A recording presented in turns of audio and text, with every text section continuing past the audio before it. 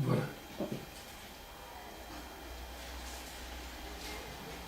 Donc on commence. Oui. Et bon, notre idée, c'est profiter aujourd'hui pour t'écouter un peu sur les sujets d'intérêt commun, les plantes médicinales, de l'usage médicinal, Oui. de l'endogénie.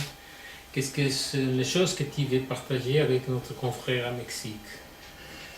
J'ai déjà un grand regret de n'avoir pas pu me rendre à cette importante manifestation et je salue tous les médecins et tous les professeurs d'université et tous les administratifs qui sont ici présents et je souhaite un grand succès à ce congrès.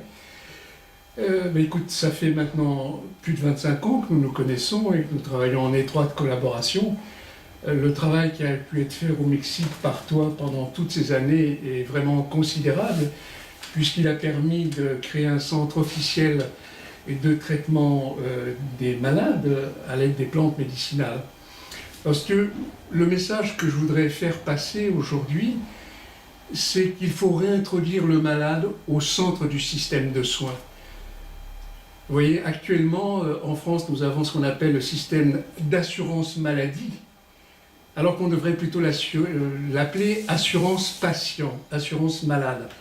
Parce qu'à partir du moment où on se focalise sur la maladie, on perd le patient. Or, le patient, il est infiniment plus vaste que la maladie. La maladie n'exprime qu'un déséquilibre particulier dans son être physique ou émotionnel ou mental, d'un état qui est d'un être inséré dans un milieu social, dans un milieu cosmique, et dans un milieu politique, dans un milieu familial, etc. Et tous ces éléments de la complexité du milieu dans lequel un individu est situé jouent un rôle fondamental dans la genèse de ces maladies. Donc c'est très important, bien évidemment, de se focaliser sur la maladie et de connaître les éléments qui génèrent la maladie et les éléments qui permettent de traiter la maladie. Mais la médecine actuelle, tu le sais comme moi, elle a fait des grandes découvertes, elle a apporté beaucoup de bienfaits, mais elle bute quand même sur des limites que tout le monde s'amène à reconnaître universellement. C'est-à-dire qu'il faut maintenant changer un peu la perspective dont on aborde la maladie, mais replacer la maladie dans le malade, donc dans la physiologie du malade.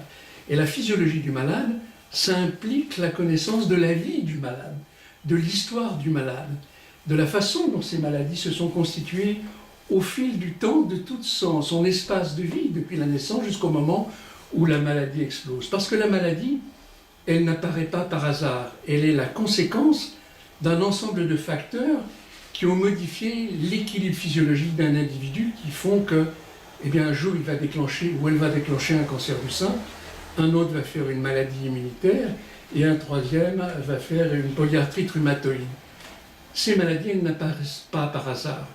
Et l'approche que nous avons développée avec toi, avec ton aide et tout ce qui a pu se développer dans le monde à travers la création d'une fédération dont nous allons bientôt signer ensemble les règles de fonctionnement, eh bien, ça nous permet de diffuser une nouvelle approche qui se présente à plusieurs niveaux. Au niveau de la sémiologie, c'est-à-dire qu'on a perdu actuellement la notion de ce qu'est un malade dans la réalité du fonctionnement de son corps. Il faut donc prendre le temps d'examiner le malade, de l'écouter, de comprendre son histoire, parce qu'à partir de toutes ces informations qu'on va recueillir par notre écoute, par notre regard, par notre réflexion sur les signes qui sont apportés le malade, déjà cette étape est capitale pour envisager quels sont les éléments qui peuvent s'être déséquilibrés dans la physiologie normale du patient. C'est-à-dire qu'il ne faut pas aller d'emblée à la physiopathologie de la maladie, mais il faut replacer la maladie dans le fonctionnement physiologique de base d'un individu. C'est-à-dire qu'on va aller vers la vraie personnalisation. Parce que la personnalisation des traitements, ça ne va pas être la personnalisation du traitement de la maladie, qui est un point important, mais qui n'est pas suffisant, parce que la maladie, elle est générée par un individu qui est dans un état particulier de fonctionnement physiologique. Et tant qu'on n'aura pas réintégré la physiologie de base avant la physiopathologie, on va buter sur des limites, qui sont des limites qu'on va ne considérer la maladie que comme une entité en elle-même, issue du milieu dans lequel elle a pris naissance, c'est-à-dire un être vivant, intégré dans un milieu avec des problèmes émotionnels, affectifs, sentimentaux, alimentaire, de relations avec les autres. Donc l'endobiogénie doit intégrer toute cette vision globale et ne pas se limiter à l'approche de la maladie. Donc première étape, c'est l'écoute. Or, si on considère notre pays, la France, et aux États-Unis c'est pareil, j'ai vu des résultats récemment, le temps consacré au malade, il est moins de 5 minutes. C'est un crime à l'égard du malade, c'est un irrespect par rapport à l'être qu'on a en face de nous. Il faut changer les concepts, il faut changer l'approche de la réalité. Ensuite, il faut prendre le temps d'examiner le malade. Maintenant, le malade vient avec un nom d'une maladie et on passe tout de suite au diagnostic par l'usage des machines. Mais l'usage des machines, ça ne manque qu'une partie de la réalité du malade, c'est-à-dire ce que le système nous permet de voir. C'est pour ça qu'il y a tellement d'examens complémentaires pour voir divers aspects du malade, dans le fonctionnement physiologique ou radiologique, etc. Mais le malade, c'est infiniment plus que tous ces examens. C'est lui qui contient toutes les informations. Donc, réapprendre à examiner le malade, faire les liens avec les signes, avec les systèmes, entre les fonctions, pour déboucher sur une vision élargie qui replace le signe dans la globalité du fonctionnement d'un être vivant précis qui est unique. Chacun de nous est unique, la science le crie de plus en plus tous les jours, et pour autant, on met de plus en plus le même traitement pour tout malade. Donc là, il y a des concepts à changer. Ensuite, c'est la troisième étape, c'est évidemment le recours aux examens complémentaires, qui sont capitaux. Il ne faut pas se priver des apports de la médecine actuelle, de la physiologie, de la recherche. Mais cette recherche aussi, elle doit être pensée non plus dans une vision dissociée comme on le fait actuellement, mais dans une vision d'intégration. C'est pour ça qu'au terme de ces deux étapes intégratives, de l'écoute du malade et de son histoire clinique, de l'examen clinique et de l'intégration des systèmes et des fonctions, pour mieux comprendre, au terme de ces deux étapes, comment le malade qu'on a en face de nous fonctionne, et la troisième étape qui est postérieure, c'est le recours au bilan complémentaire. Mais si vous n'avez pas fait les deux étapes, vous pouvez avoir les moyens les plus performants, vous pouvez passer à côté d'une réalité évidente si vous prenez le temps d'examiner le malade ou de l'écouter. Donc, revalorisation de la clinique, revalorisation de la sémiologie, dans une vision élargie et intégrée, ce qui malheureusement n'est pas le cas actuellement en médecine. Et pour prendre l'exemple de la biologie aussi, elle est désintégrée. Et c'est pour ça que dans la vision endobiogénique, nous avons proposé une vision intégrée. On ne va pas rentrer dans cette vision-là qui est complexe, mais elle est capitale aussi dans la mesure où elle est dans une étape d'intégration. Et au terme de ces trois éléments complémentaires et indispensables, vous arrivez au diagnostic, qui n'est qu'à la conséquence de toutes ces étapes que vous devez obligatoirement faire, que ce soit pour un patient atteint de cancer, ou d'une dépression, ou d'un trouble digestif, ou d'une insomnie. Chaque fois, vous devez suivre ce type de fonctionnement. Malheureusement, la médecine a perdu ce sens de la logique de la réflexion, et surtout de la nécessité d'intégrer les signes entre eux pour voir un malade unique en face de nous et mettre en face un traitement qui lui sera spécifique. Alors après, une fois que vous avez établi un diagnostic en profondeur, ce qu'on appelle un diagnostic de terrain endobiogénique, à ce moment-là, vous voyez apparaître un autre panorama qui se cache derrière celui qui porte le nom de cancer du sein. Vous allez voir apparaître la thyroïde, vous allez voir apparaître le foie, vous allez voir apparaître l'immunité, l'alpha-sympathique, le bêta-sympathique. Vous allez avoir toute une vision totalement originale qui fait que vous allez enrichir votre compréhension de la malade qui est en face de vous. Et elle a un cancer du sein, sa copine a aussi un cancer du sein, le même cancer, et vous allez mieux comprendre pourquoi l'une va récidiver au bout de 6 mois après le traitement, et pourquoi l'autre, 10 ans après, sera en vie sans aucune récidive. Donc, au terme de ces étapes, vous faites un check-up qui est vachement et terriblement élargi. Et ce check-up élargi, il vous permet d'établir un diagnostic complexe, personnalisé sur le malade, et non plus personnalisé sur la seule maladie comme on fait actuellement en médecine. Ensuite va se poser le problème du traitement. Alors le traitement, c'est quoi? C'est toutes les armes dont nous possédons, nous médecins, à nos dispositions, que ce soit le remède chimique, que ce soit la chirurgie, que ce soit les nouvelles molécules dites hyper personnalisées dans leurs actions, que ce soit tout ce qui est envisagé pour le futur, qui aura sa place obligatoirement dans la stratégie endobiogénique thérapeutique.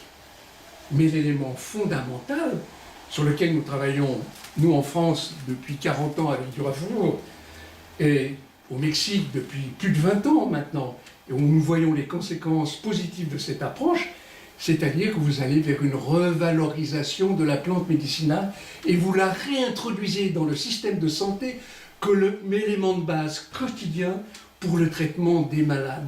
Pas des maladies, des malades. Alors bien évidemment, cela nécessite un certain nombre de critères. Il faut savoir quel matériel vous utilisez, quelle plante, l'origine botanique, comment les principes actifs globaux ont été extraits, quels ont été les modes de conservation, les formes galéniques avec lesquelles vous utilisez le médicament. Donc c'est une science complexe qu'on appelle la phytothérapie clinique, qui est totalement intégrée dans la vision médicale. Et cette vision médicale, elle doit replacer la plante médicinale, je vous l'ai dit au départ, au centre du système. Mais cette plante médicinale, il y a diverses façons de l'utiliser. Il y a la façon traditionnelle empirique qui a fait ses preuves, et il y a un grand respect à avoir par rapport à toutes ces connaissances millénaires. Il ne faut pas les rejeter, mais il faut les analyser au travers des critères de la science moderne, et surtout de la clinique, de l'application médicale de la plante, dont les effets peuvent être vérifiés par les améliorations que beaucoup de médecins dans notre réseau d'OBGI dans le monde, dans plusieurs pays qui utilisent cette application de la plante médicinale, voient tous les jours des résultats qui sont étonnants et qui peuvent dérouter, je le comprends légitimement, la pensée d'un médecin qui n'utilise que le remède chimique pour traiter une maladie et qui n'est pas dans la vision d'une approche globale du patient. Donc il va falloir apprendre les propriétés thérapeutiques de la plante, apprendre à les intégrer dans une stratégie de traitement, comment ces plantes peuvent être utilisées en tant qu'elles-mêmes, sous quelle forme, pour quelle durée, dans quelle finalité, en association avec telle et telle autre plante, et de connaître aussi les effets de ces complexes de plantes que vous utilisez sur le métabolisme des substances chimiques lorsque le malade est obligé de prendre des traitements chimiothérapiques, par exemple en cancérologie. Donc c'est un bouleversement total que la biogénie approche, mais cette approche, elle n'est basée que sur la science actuelle, sans renier le passé. Il faut respecter le travail de nos ancêtres, nous sommes issus d'eux, et il y a un grand respect à avoir. Et la médecine n'a plus le respect par rapport aux connaissances des ancêtres. Parce que ce savoir traditionnel, il y a des trésors à l'intérieur qu'il faut aller chercher à travers le crible de la réflexion scientifique, de la réflexion du médecin. Voilà en gros ce que je peux dire sur le message. Ça, c'est une connaissance vivante, ce n'est pas seulement la connaissance des ancêtres. Dans l'Amérique latine, il y a beaucoup de connaissances qui sont dans le côté de ces stratégies de survivance des gens. Bien sûr. Et qu'est-ce que tu penses de la potentialité de la phytothérapie clinique et de l'endobiogénie dans le cadre de la santé publique? Je pense que dans le cadre de la santé publique, il devrait y avoir des campagnes d'éducation du public à l'usage de plantes médicinales qui ont fait leurs preuves dans l'usage traditionnel et que la médecine actuelle peut confirmer. Il faut qu'il y ait cette alliance entre la tradition et la science. Ça ne doit pas s'exclure, ça doit s'éclairer l'un et l'autre.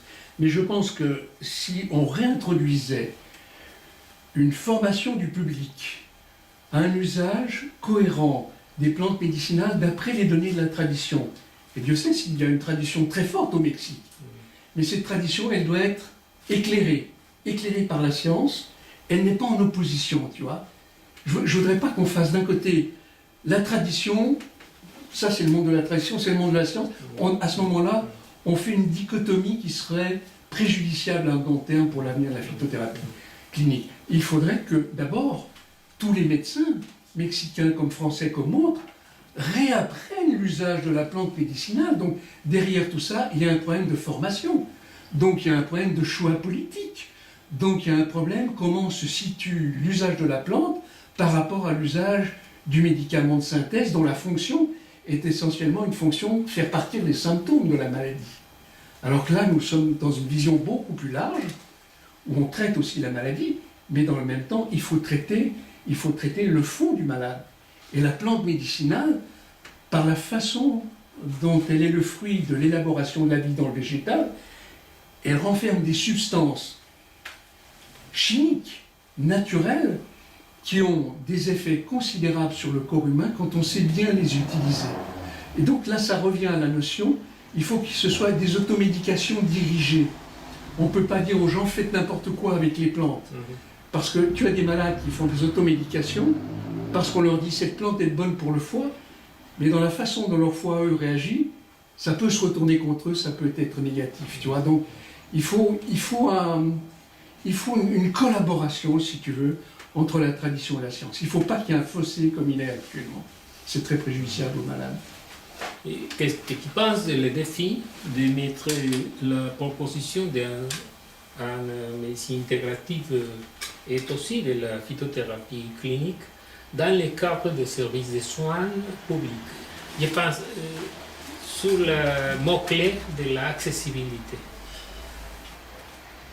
Nous avons essayé en France, nous avons proposé avec Durafour, il y a plus de 20 ans maintenant, à l'assistance publique d'ouvrir des dispensaires dans lesquels des médecins français pourraient traiter les malades avec les plantes médicinales. Ça fait 20 ans. Nous attendons encore la réponse 20 ans plus tard.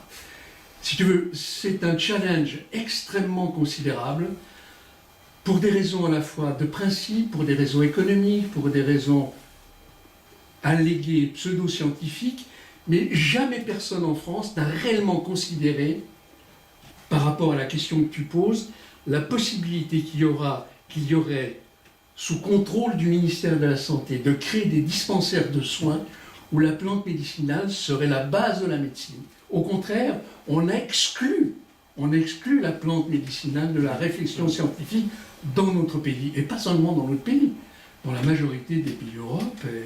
Par contre, dans des pays comme les vôtres, des pays du tiers-monde, qui sont plus défavorisés encore, là, il y a un grand élan qui est le retour à la tradition, mais avec les limites que la tradition propose. Parce que si tu n'as pas un diagnostic, qu'est-ce que tu vas traiter? Tu dis, j'ai mal à la tête, prenez cette plante parce que j'ai un mal de tête. Mais le mal de tête, il y a tellement de facteurs différents qui peuvent interférer, et des plantes qui ont des actions tellement différentes sur chacun de ces facteurs. Comment tu vas te retrouver, comment tu vas apporter une sécurité aux malades?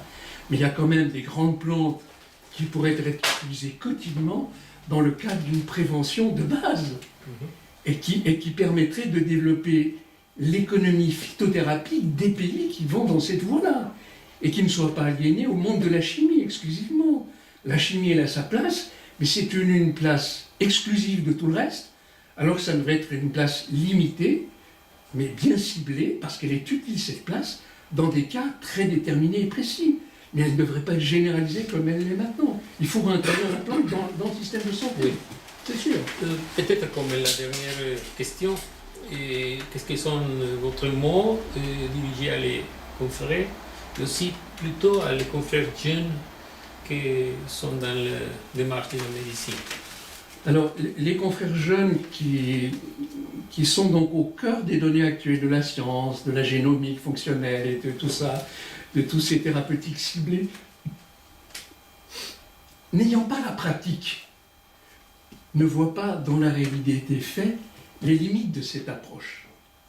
Si on regarde par exemple la cancérologie, il y a actuellement ce qu'on appelle la cancérologie personnalisée. On cible sur des éléments anormaux du génome d'une tumeur. Tu vois des résultats spectaculaires. Moi, j'ai vu des résultats spectaculaires. En 3 semaines, tu as des tumeurs qui sont nettoyées. Le problème, c'est que 6 mois, 1 an après, elles reviennent. Tu te dis, là, il y a quelque chose qui échappe dans la réflexion. Pourquoi elles reviennent? Parce qu'on ne traite que la maladie, on ne traite pas le malade. Or, la maladie, elle n'est que la conséquence de la façon dont le malade s'est déséquilibré dans l'ensemble de ses systèmes. Si tu n'as pas une approche globale, comme je l'ai dit au début, sur la sémiologie clinique, sur l'examen clinique, qui est le cœur il est là, hein, et sur une biologie plus intégrée, à ce moment-là, tu feras des progrès partiels qui vont coûter des fortunes et qui vont améliorer 10%, 20% des malades avec un échappement au traitement au bout de 2 ans maximum. C'est ce qu'on voit apparaître de plus en plus. Donc une remise en question de cette approche, il faut la faire, il ne faut pas la rejeter. Elle n'aura sa place qu'une place précise, particulière. Mais il ne faut pas faire la confusion entre ce qu'ils appellent, eux, médecine personnalisée, qui est la personnalisation du traitement de la tumeur, si on s'applique à la cancérologie, et la médecine personnalisée, qui est la prise en compte de l'état du patient dans sa complexité physiologique et physiopathologique de la maladie, tu vois. Mais alors, pour finir ta réponse sur les jeunes médecins, eh bien, les jeunes médecins, on en a des jeunes qui viennent. Au départ, ils se disent, mais on va apprendre aussi les plantes, on va apprendre une physiologie intégrée, une sémiologie. Ils sont complètement stupéfaits. Et au bout d'un an, tous ceux qui rentrent et les jeunes qui suivent, ils deviennent des fidèles parce qu'ils comprennent que c'est une étape supplémentaire, un élargissement de la conscience médicale qui est apporté grâce à l'endobiogénie. Donc nous avons de l'espoir pour l'avenir, mais tu t'es bien rendu compte, Paul, à quel point c'est difficile le temps que ça prend. Il a fallu déjà émerger la pensée, et grâce au génie de Durafour, qui a proposé l'endobiogénie des 40 ans, en 71, 72, quand on a commencé à travailler ensemble, on est parti dans cette voie-là, mais ça a pris, pour faire émerger une pensée progressivement, ça a été un très long chemin. Mais maintenant, l'enseignement est prêt, il y a des structures dans divers pays. On va signer bientôt, je pense, un accord dans le cadre de la fédération qu'on a créée avec vous il y a un an, pour développer ce courant de pensée qui, à mon avis, dans la pratique quotidienne que j'ai encore tous les jours à mon âge, me démontre la validité de la réflexion scientifique qu'il y a derrière. La validité. Bien. Voilà. Merci beaucoup. C'est moi qui te remercie pour ta fidélité au fil des années. Muchas gracias. Merci. Bueno, hasta luego. Gracias. Voilà, comme ça fait